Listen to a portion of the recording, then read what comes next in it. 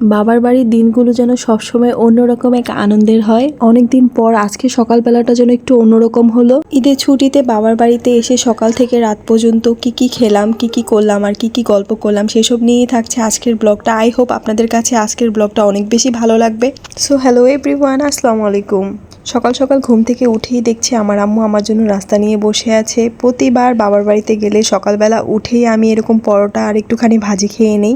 আমি যেহেতু পরোটার সাথে এই ডালটা অনেক পছন্দ করি, তাই আমার আব্বু আমার জন্য এই ডালটা এনে রেখেছিল। আর উঠেই দেখে আমার মেয়েকে আমার আম্মু নাস্তা করিয়ে ফেলেছে, তাই আমার মেয়ে একটু সাজুগুজু করে নিচ্ছে। তারপরে আমি আমার এই পছন্দের খাবারটা খাচ্ছিলাম চায়ের সাথে পরোটা ভিজিয়ে। এটা খেতে কিন্তু আমার অনেক ভালো লাগে। এদিকে দেখছিলাম আমার আব্বু আমাদের বিড়ালটাকে একটু একটু করে খাবার খাইয়ে দিচ্ছে। ও যেহেতু এখনো অনেক ছোট, তাই অনেক বড় খাবার আর শক্ত খাবার ও এখনো খেতে পারে না, তাই আমার আব্বু ছিঁড়ে ছিঁড়ে দিচ্ছিল, ও খাচ্ছিল। এর মধ্যে আমার মেয়ে বললো যে নানু ভাই আম ভর্তা খাবো। তো সাথে সাথে আমার আব্বু কোটা নিয়ে গাছ থেকে আম পেড়ে দিচ্ছিল। গাছ থেকে এমন টাটকা টাটকা আম পেড়ে ভর্তা খাওয়ার একটা অন্যরকম আনন্দ। আমার মেয়ে তো অপেক্ষা করছিল কখন আমগুলো দেখবে। তো দেখুন মাশাআল্লাহ 2টা আম পেড়েছিল। তো 2টা আমের এখন আমি সুন্দর করে ভর্তা করে দিব ওকে। এখানে দেখুন আমি ম্যাজিক করে আমগুলাকে ছিলে নিলাম।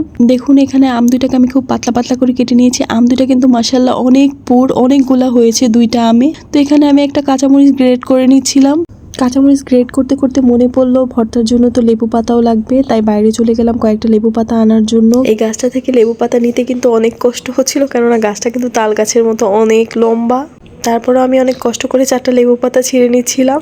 আজকের দিনে সবচেয়ে সেরা অংশ কিন্তু ছিল এইটা, গাছ থেকে টাটকা টাটকা আম পেড়ে সবাই মিলে একসাথে সেটা দিয়ে ভর্তা খাওয়া। এই তো আমি লেবু পাতাগুলোকে সুন্দর করে ধুয়ে ছিঁড়ে নিচ্ছিলাম। ছিঁড়ে একটুখানি লবণ দিয়ে নিব। লবণ দিয়ে এখন আমি খুব ভালো করে কচলিয়ে মেখে নিব।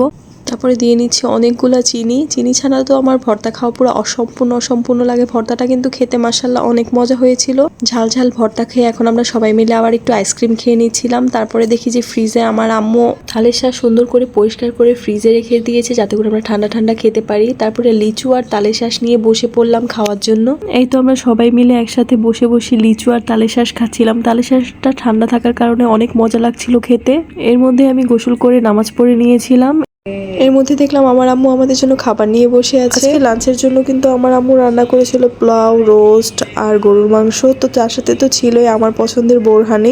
আমি কিন্তু শ্বশুর বাড়িতে থাকা অবস্থায় আমার আব্বুকে বলেছিলাম আব্বু আমার বোরহানি খেতে ইচ্ছা করছে। তো আমি বাসায় যাওয়ার আগেই দেখি যে আমার আব্বু আমার জন্য বোরহানি এনে রেখেছে। এই তো আমি আমার পছন্দের জায়গায় বসে বসে খাচ্ছিলাম বোরহানিটা খেতে কিন্তু মাশাআল্লাহ অনেক মজা। তার মধ্যে আমি ঘুমিয়ে পড়েছিলাম খাওয়া দাওয়া করে। উঠেই দেখি যে ঝুম বৃষ্টি।